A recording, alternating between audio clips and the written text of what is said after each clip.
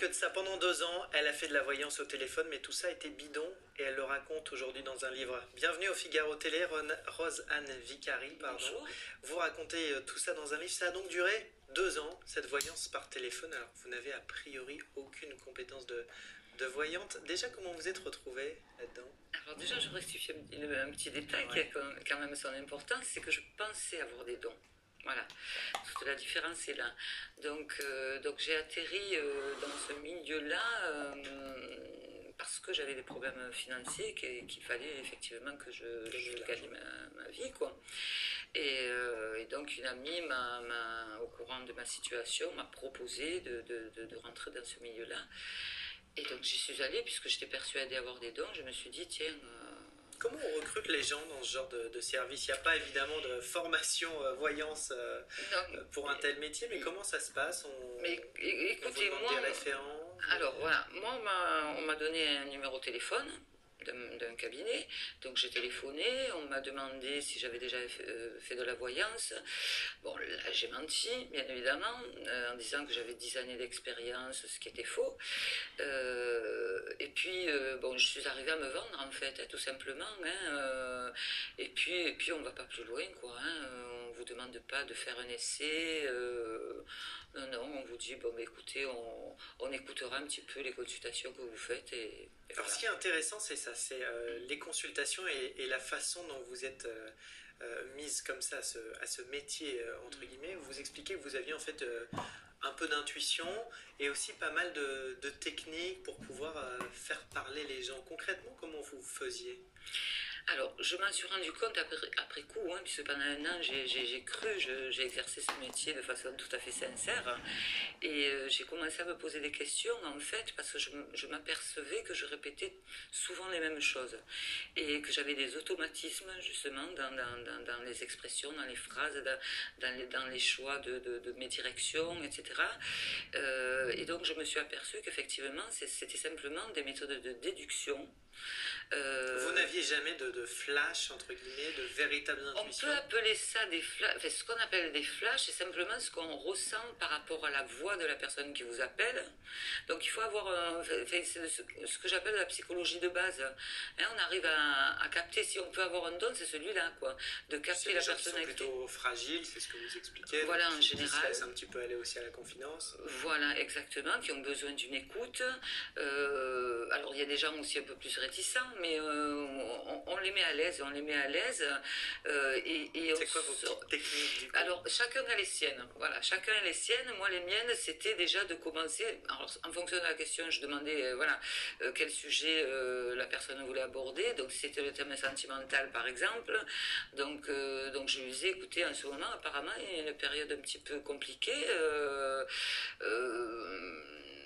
C'est un peu difficile de vous l'exprimer ici parce que bon, on n'est pas dans l'ambiance, dans le contexte réel, mais voilà, je laissais quelque chose, un petit nuage comme ça planer, qui pouvait être vrai ou pas vrai, peu importe, parce que de toute façon, à un moment donné, dans la vie sentimentale, on a toujours, soit des disputes, voilà, il y a toujours quelque chose qui se passe là-dedans. Donc si c'est oui, à partir de ça, on s'engage. Imaginons, je vous appelle. Oui. Je vous appelle, je vous dis voilà, je voudrais savoir ce qui va se passer pour moi, sentimentalement, professionnellement. Là, vous me dites quoi?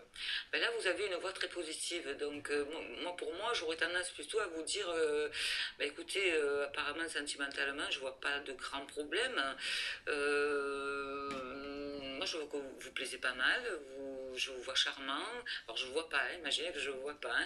Donc, vous avez beaucoup de charisme. Je sens en vous quelque chose. Là, vous essayez de me mettre dans la poche. Voilà, je vous mets dans la poche, je vous flatte, je mets tout ce qui peut être positif en évidence. Pour que les gens se sentent en confiance. Voilà, et puis d'un coup, ils se disent, on fait attention à moi et tout, cette personne... pour arriver à me comprendre, voilà. Et puis par ce biais-là, bon, à un moment donné, vous allez prononcer une parole. Vous allez me dire, oui, mais en ce moment, je suis célibataire, peut-être, mais vous ne manquez pas de succès. Voilà, moi je vois quelque chose qui arrive très prochainement.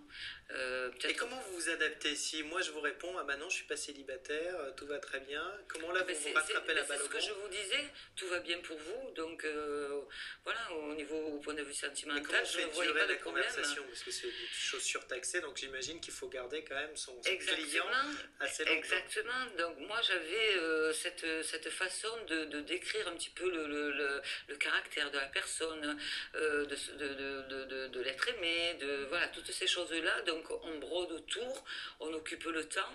On fait passer le temps, donc, et puis d'un coup, on intercepte quelque chose, voilà, qui peut aller encore au-delà. La personne a envie de s'intéresser et tout, et elle va me répondre, oui, c'est vrai, vous avez raison et tout, et puis elle va commencer à parler, voilà, et elle va aller dans mon sens. Donc moi, je vais continuer aussi, et comme ça, on peut Et aller. il n'y a jamais de mauvaise surprise? Vous n'avez jamais fait d'énormes gaffes, d'énormes ratés? Des gaffes, non, j'ai fait quelques ratés, mais que j'ai pu rattraper. Parce qu'il y a les cartes, il y a les guides. Si par exemple je vous avais annoncé des disputes et il n'y en avait pas, oui, mais alors il n'y a pas longtemps, alors, parce que moi je vois quelque chose de très récent. Ou alors c'est très prochainement, parce qu'il y a des tensions au sein de votre couple. Vous voyez, il y a toujours quelque chose qui. Vous avez le sentiment après coup d'avoir arnaqué ces gens? Oui, oui, très honnêtement, oui.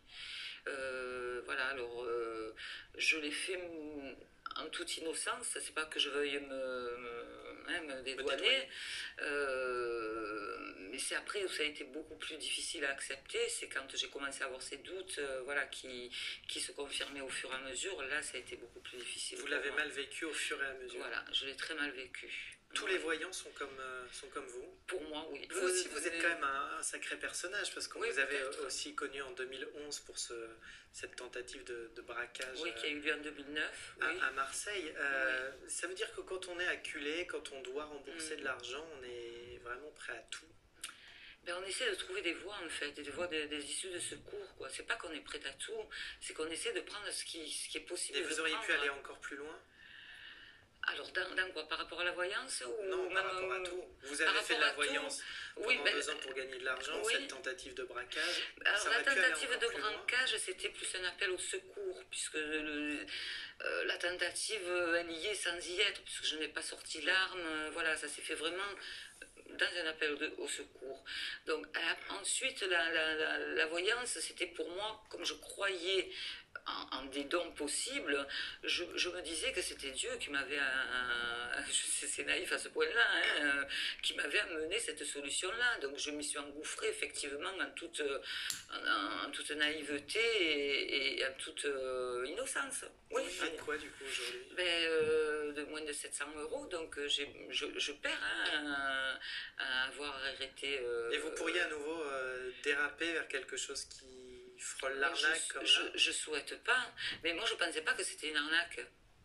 C'est ça le pire. Bon, je savais que ça existait quand même, qu'il y avait des personnes qui abusaient, mais je ne pensais pas que c'était une arnaque. Je l'ai découvert en pratiquant la voyance. Ça m'a ouvert les yeux et à un moment donné, je me suis dit stop, je veux pas être de ceux-là. Voilà. Sans faire de mauvais esprit, qu'est-ce que vous voyez pour vous?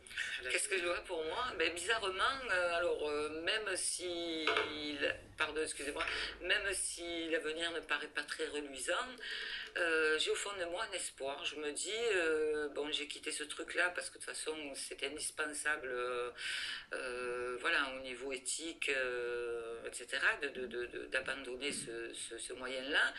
Mais je sens en moi quelque chose. Alors, ça n'est pas de la voyance, mais bon, voilà, il y a quelque chose de positif qui est né en moi. Je me dis, bon, après ces expériences-là, voilà, j'espère qu'il y aura quelque chose de positif et je veux y croire. Voilà, donc peut-être que quelqu'un, par le biais d'émissions, va me proposer quelque chose, allez savoir. Voilà, mais je veux rester optimiste là-dessus. Merci beaucoup d'être venu nous raconter ce récit qu'on trouve dans votre livre.